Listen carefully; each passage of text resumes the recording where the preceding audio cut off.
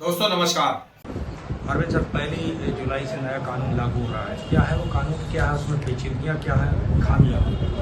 देखिए, सबसे पहले तो मैं आपको बता दूं, रैश एंड नेग्लिजेंट 106 सेक्शन में है। उसमें अगर गाड़ी चलाते समय किसी की डेथ हो जाएगी तो पहले 304A था। अब उस कानून पे अभी हमारे माननीय गृह मंत्री द्वारा रोक लगाई गई है। तो अगर गाड़ी चलाते पे एक्सीडेंट होना लाजमी है, किसी की डेथ हो जाएगी तो 304A पुरानी सेक्शन जो थी उसे हटा के नई सेक्शन 106 लगाई गई है, जिसमें 10 साल तक की सजा है। तो इसलिए ये कानून जो है लागू नहीं हो सकता कि हर आदमी स्कूटर, गाड़ी, कार चलाता है, बसें चल रही हैं, ट्रक चल रहा है, माल ढोया जा रहा है और पार्लियामेंट में भी नेता लोग गाड़ियों से आते हैं, जाते हैं, एक्सीडेंट वगैरह अकेजनली होता है। ऑल ऑफ सडन हो गया, रैश एंड नेग्लिजेंट से हो गया।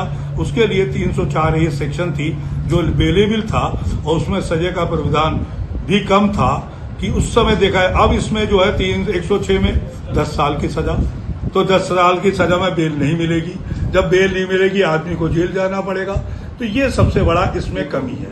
तो इस कमी को अगर जब तक दूर नहीं किया जाएगा तब तक आपको होता है ये कानून पूर्ण रूप से लागू नहीं हो सकता।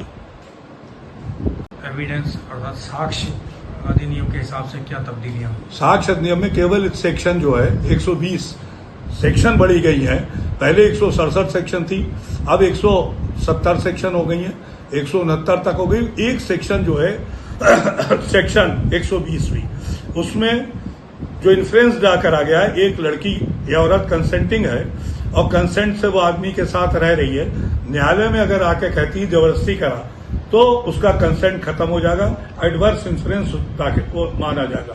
दूसरी चीज इलेक्ट्रॉनिक जो लॉ है, पहले पुरानी एविडेंस एक्ट में 65B था कि जितना भी इलेक्ट्रॉनिक्स एविडेंस है उसमें प्रमाण पत्र देना आवश्यक था। अब उस चीजों को खत्म करने के बाद कि फर्ज बरामदगी या जो भी है, इलेक्ट्रॉनिक जो भी साक्ष्य है उसे पढ़ा जा सकता है। जो सबसे बड़ी खराबी है वो वीडियो कॉन्फ्रेंसिंग के जरिए साक्ष्य का लिखा जाना।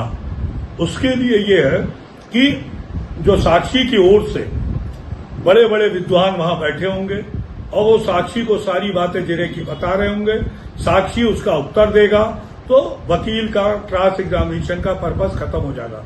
क्रॉस एग्जामिनेशन का पर्पस इसलिए होता है whether the witness is totally reliable, whether the witness is partially reliable, whether the witness is totally unreliable.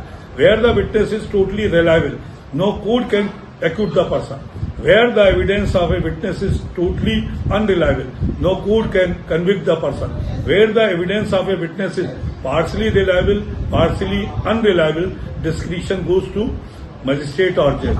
तो ये चीजें जो हैं ये बहुत बड़ी नुकसानदायक हैं और इन चीजों को दूर करने के लिए, अधिवक्ताओं का हित खत्म करने के लिए हर प्रदेश के स्टेट काउंसिल द्वारा इस बात का निर्णय लिया गया है कि इस कानून को लागू ना किया जाए जब तक एक्सपर्ट की राय डिटेल से ना आए।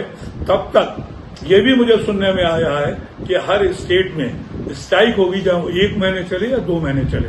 के अलावा सुप्रीम कोर्ट में रिट दाखिल की जा चुकी है और उस रिट में कहा गया इस नए कानून को अभी लागू ना किया जाए। देखिए क्या होता है। Thank you.